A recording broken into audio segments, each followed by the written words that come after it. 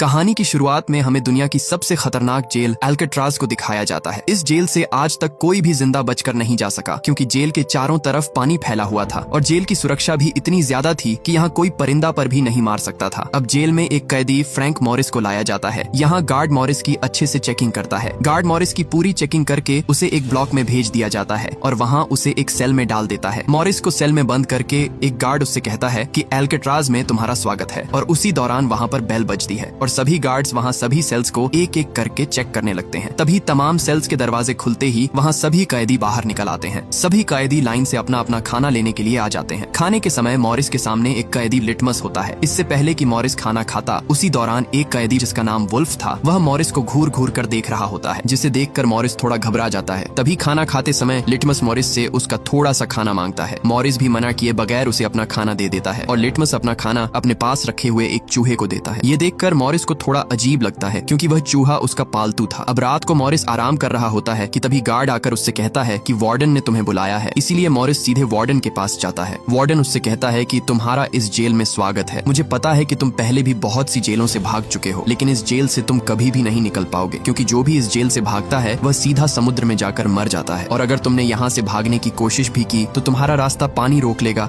और तुम डूब कर मर जाओगे। और अल्काट्राज बनाई ही इसलिए गई ताकि तुम जैसे सड़े गले अंडे एक ही टोकरी में रहें और तुमसे इस जेल में सिर्फ 2 ही लोग मिलने आ सकते हैं, वह भी महीने में एक बार। वापस जाते समय मॉरिस वार्डन का नेल कटर चुरा लेता है क्योंकि यह नेल कटर उसे यहाँ से निकलने में मदद दे सकता था। इसलिए मॉरिस अपने सेल में आकर उस नेल कटर को एक बुक में छुपा कर रख देता है। और उसी दिन मॉरिस जब नहा रहा था तभी वुल्फ उसे परेशान करने लगता है। ये देखकर उसे बहुत गुस्सा आता है और वह वुल्फ को वहीं पर बुरी तरह पीट डालता है। उसके बाद मॉरिस को एक लाइब्रेरी में भेजा जाता है जहाँ वह एक कैदी इंग्लिश के पास आता है। इंग्लिश यहाँ एक पुराना कैदी होता है जो यहाँ सभी कैदियों का सरदार होता है। उसे भी कुछ आदमियों के कत्ल में इस जेल में बंद किया गया है। मॉरिस उससे पूछता है कि तुमने यहाँ से निकलने की कोशिश क्यों नहीं की। आगे से इंग्लिश बताता है कि इस जेल से कोई भी नहीं निकल सकता क्योंकि जेल के चारों तरफ पानी फैला हुआ है। इंग्लिश उसे कुछ बुक्स देता है जिन्हें मॉरिस ने पूरी जेल में एक एक करके सभी कैदियों को देना था। मॉरिस जब प्लेग्राउंड आता है तो वहाँ उसे एक आर्टिस्ट मिलता है जो अपनी पेंटिंग बना रहा होता है। असल में यह कैदी डॉक होता है जो इस जेल में अपनी कैद काट रहा था। डॉक ने अपनी पेंटिंग पर एक फूल भी बनाया हुआ था। इसे देखकर मॉरिस पूछता है कि यह फूल क्यों बनाया हुआ है तो डॉक बताता है कि ये फूल मेरी जिंदगी है और इसलिए मैंने इसे अपनी पेंटिंग में बनाया है। डॉक उसे बताता है कि तुम बचकर रहना क्योंकि तुमने वुल्फ से पंगा लिया है, वो तुम्हें कभी भी नुकसान पहुंचा सकता है। इसके बाद मॉरिस सीधा इंग्लिश के पास आता है और कहता है कि क्या आज से पहले यहाँ से कोई कैदी भाग पाया है या नहीं। तो आगे से इंग्लिश हंसते हुए कहता है कि बहुत सारों ने कोशिश की है लेकिन सब फेल हो गए। इंग्लिश बताता है कि अगर तुम यहाँ से बाहर निकल भी गए तो तुम्हें आगे से गार्ड्स रोक लेंगे और अगर तुम गार्ड्स को चकमा देकर भाग भी गए तो आगे से पानी तुम्हारा रास्ता रोक लेगा क्योंकि अगर तुम कितने भी अच्छे तैरने वाले हो तो फिर भी तुम किनारे तक नहीं पहुंच पाओगे। आखिर में पानी तुम्हें डुबा कर मार देगा, इसलिए तुम इस जेल में ही जिंदा रह सकते हो, बाहर गए तो मारे जाओगे। लेकिन मॉरिस ने भी ठान लिया था कि वह किसी भी कीमत पर इस जेल से निकल कर रहेगा। उसी रात मॉरिस बैठा ही था कि तभी एक गार्ड आकर उसे बताता है कि कल से तुम्हें कारपेंटर का काम दिया जा रहा है और तुम्हें इसके पैसे भी मिलेंगे। हर 1 घंटे के 150 रुपए दिए जाएंगे। इसलिए मॉरिस भी चुपचाप यह डील मान जाता है। अगली सुबह मॉरिस बड़ी चालाकी से लिटमस से पूछता है कि क्या इस जेल में कोई भागने का रास्ता है तो लिटमस उसे बताता है कि हर सेल में एक एयर वेंट होता है, वहाँ से बाहर निकला जा सकता है, लेकिन एयर वेंट बहुत छोटा है। उसी दौरान वुल्फ भी अपना बदला लेने के लिए मॉरिस की तरफ बढ़ रहा होता है, लेकिन डॉक मॉरिस को बता देता है कि वुल्फ तुम्हारी तरफ आ रहा है और उसके हाथ में कुछ है। वुल्फ आते ही मॉरिस पर हमला कर देता है, लेकिन मॉरिस भी कच्चा खिलाड़ी नहीं था, वह भी वुल्फ को अच्छा खासा पीट डालता है। लेकिन इसी दौरान गार्ड उन्हें रोकने आता है तो वुल्फ उसे नीचे गिरा देता है। ये देखकर ऊपर वॉच टावर पर मौजूद एक गार्ड फौरन गोली चला देता है जिससे वहाँ सब डर जाते हैं और गार्ड्स मॉरिस और वुल्फ दोनों को डी ब्लॉक में ले जाते हैं जहाँ सबसे खतरनाक कैदियों को रखा जाता है और वहाँ सभी कैदियों को हर दिन टॉर्चर किया जाता था। और उसी रात मॉरिस को बहुत सारे टॉर्चर दिए जा रहे थे जिससे मॉरिस की हालत बहुत खराब हो जाती है। पूरे 10 दिन बाद उसे डी ब्लॉक से निकालकर अपने सेल में भेज दिया जाता है और उसी दिन उसके साथ वाले सेल में एक नया कैदी आता है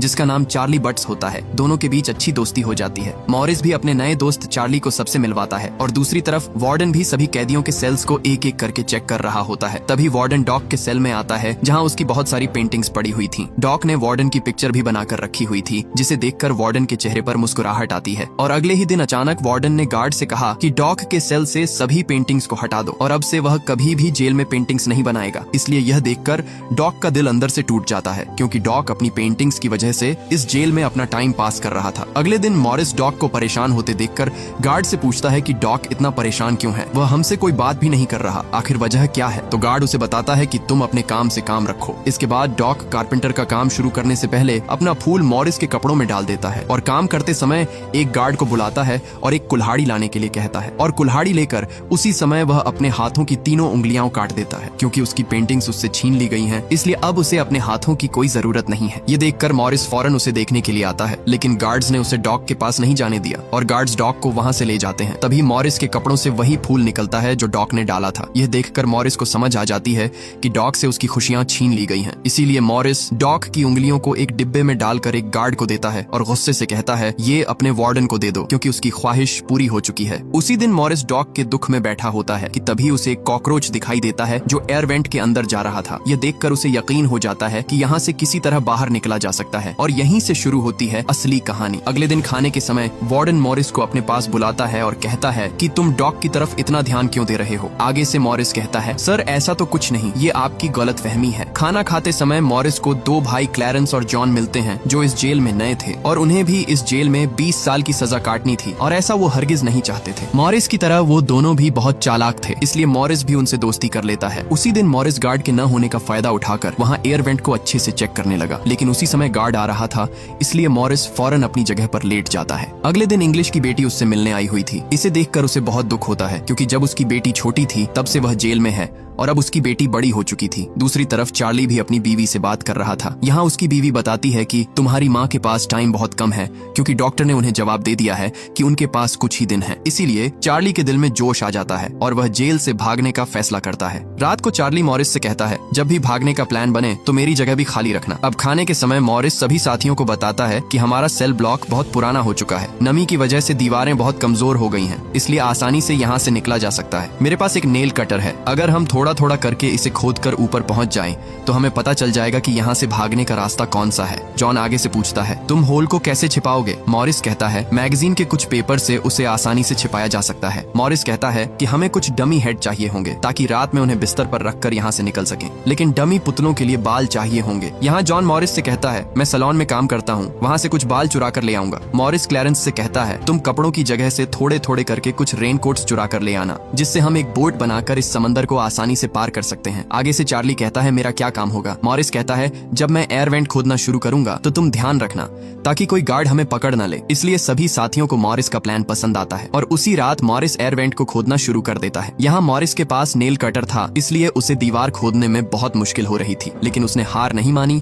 और वह लगातार दीवार खोदता रहा। अगले दिन मॉरिस सभी साथियों से कहता है कि नेल कटर के छोटा होने की वजह से उसे दीवार खोदने में मुश्किल हो रही है। तभी खाना खाते समय मॉरिस को एक खतरनाक आइडिया आता है और वह चम्मच को अपने जूते पर रगड़कर उसे गंदा कर देता है और एक गार्ड को बुलाकर कहता है ये चम्मच गंदा है, मुझे साफ चम्मच चाहिए। लेकिन यहाँ क्लैरेंस भी कहता है मुझे भी किचन के बारे में पूछना है, इसलिए गार्ड ने दोनों को जाने की इजाजत दे दी। दोनों सीधे गार्ड के पास आते हैं। यहाँ क्लैरेंस गार्ड का ध्यान भटकाकर उसे बातों में लगा लेता है और इसी का फायदा उठाकर मॉरिस 2 चम्मच उठा लेता है और एक चम्मच को अपनी जेब में छुपा लेता है। रात मॉरिस सेल में बैठा था, तभी इंग्लिश सभी कैदियों को बुक्स देने आता है। तो मॉरिस उससे पूछता है कि मैंने लोहे के 2 टुकड़ों को जोड़ना है, क्या यहाँ कोई चीज है जिससे उन्हें जोड़ा जा सके। इंग्लिश पूछता है कि क्यों चाहिए तुम्हें। तो मॉरिस बताता है कि मैंने खुदाई करनी है इसलिए। लेकिन इंग्लिश आगे से कहता है कि ये इतना आसान नहीं है जितना तुम सोच रहे हो, इसलिए भागने के ख्वाब देखना छोड़ दो। अब अगले दिन मॉरिस लिटमस से एक सिक्का मांगता है और कहता है कि अगर तुमने मुझे सिक्का लाकर दिया तो मैं आपके लिए आपके मनपसंद गाने बजाऊंगा। इसलिए लिटमस भी ये डील मान जाता है और उसी रात लिटमस उसे एक सिक्का दे देता है और मॉरिस फौरन एक चम्मच तोड़कर नेल कटर के एक हैंडल से दोनों को आपस में जोड़ देता है और आग जलाकर दोनों को अच्छी तरह से वेल्ड कर देता है। यहाँ उसका छोटा सा बेलचा तैयार हो जाता है और वह उस एयर वेंट को खोदना शुरू कर देता है। दूसरी तरफ चार्ली भी गार्ड के आने का ध्यान रख रहा होता है, लेकिन उसी दौरान चार्ली की आंख लग जाती है और तभी वहाँ पर एक गार्ड उनके सेल की तरफ आ रहा था। चार्ली उसके आने की आवाज सुनकर फौरन उठ जाता है और तभी चार्ली एक ग्लास से मॉरिस को इशारा करता है। ये देखकर मॉरिस फौरन एयर वेंट को छुपाकर अपने बेड पर लेट जाता है। गार्ड उसे कहता है कि तुम्हारे सेल से जलने की स्मेल आ रही है। तो मॉरिस बताता है कि क्या पता ये आपका वहम हो। गार्ड भी ज्यादा ध्यान नहीं देता और चला जाता है। गार्ड के जाते ही मॉरिस दोबारा से एयर वेंट को खोदना शुरू कर देता है, लेकिन खोदते समय उसे आगे से लगे स्क्रू दिखाई देते हैं जिसे हाथों से निकालना नामुमकिन था। मॉरिस जब भी कारपेंटर शॉप में जाता वो अपनी जेब में एयर वेंट से निकाली हुई मिट्टी भी फेंक देता और उसी दिन उसे कारपेंटर शॉप से एक छोटा सा स्टील का टुकड़ा मिल जाता है। मॉरिस चार्ली से कहता है कि यही तो मैं ढूंढ रहा था, लेकिन चार्ली कहता है कि मेटल डिटेक्टर में तो पता चल जाएगा। जब मॉरिस अंदर जाता है तो वहाँ तुरंत मेटल डिटेक्टर का अलार्म बजने लगता है। आगे से मॉरिस गार्ड को वो स्टील का टुकड़ा दिखाता है और कहता है कि मैं इस पर अपने कपड़े लटकाऊंगा, लेकिन गार्ड को उस पर शक होता है और वो टुकड़ा उससे ले लेता है और उसे उसे जाने देता है। लेकिन उस बेचारे गार्ड को क्या पता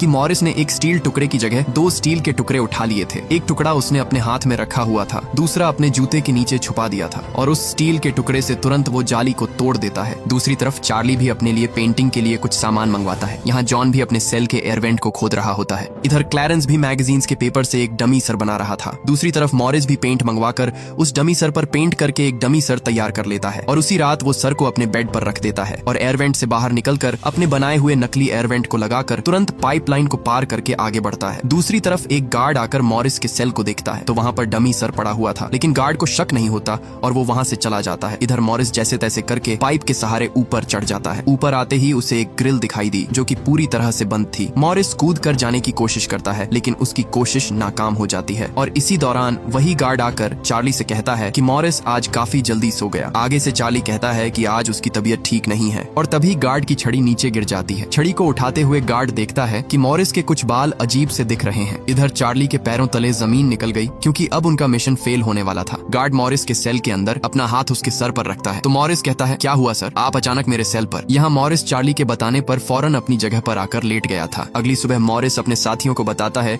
कि मैं कल रात छत पर गया था, मैंने वहाँ एयर वेंट देखा जो कि बहुत ऊपर था और मैं उस तक नहीं पहुँच सका, इसलिए मेरे साथ किसी को चलना होगा। तो मॉरिस कहता है कि आज रात मेरे साथ जॉन जाएगा, इसलिए मॉरिस और जॉन दोनों दोबारा उस जगह पर जाते हैं। यहाँ जॉन मॉरिस को ऊपर उठाता है लेकिन उनकी बदकिस्मती कि वह एयर वेंट बहुत मजबूत था और उसे सिर्फ और सिर्फ कटर मशीन से ही काटा जा सकता था। अगले दिन म्यूजिक हॉल में सभी कैदी म्यूजिक बजा रहे थे। तभी वहाँ पर पड़े एक छोटे से पंखे पर मॉरिस की नजर पड़ती है। ये देखकर मॉरिस तुरंत लिटमस से कहता है कि वह पंखा मुझे चाहिए, तो आगे से लिटमस भी उसकी बात मान जाता है और मौके का फायदा उठाकर मॉरिस उस पंखे को अपने म्यूजिक बॉक्स में छुपा देता है। लेकिन बाहर जाते समय मॉरिस को गार्ड रोक लेते हैं और उसका म्यूजिक बॉक्स चेक करने के लिए कहते हैं। तो मॉरिस कहता है कि मेरा सब सामान चार्ली के बॉक्स में है, इसलिए वो इस चेकिंग से भी बच जाता है। दूसरी तरफ मॉरिस उस पंखे से एक ड्रिल मशीन तैयार कर लेता है और उस एयर वेंट पर पहुंचकर वो उस एयर वेंट के कुछ टुकड़ों को काटने लगता है। यहाँ ड्रिल मशीन की आवाज सुनकर गार्ड्स ऊपर देखने के लिए आता है, लेकिन इससे पहले कि वो वहाँ पहुंच पाता मॉरिस अपना काम कर देता है। अगले दिन मूवी हॉल में सब मूवी देख रहे होते हैं और मॉरिस सभी साथियों से पूछता है कि सब काम कहाँ तक पहुँचा। तो आगे से वो बताते हैं कि हमारी तैयारी पूरी है, बस भागने की देर है। और यहाँ ये चारों साथी सोमवार की रात को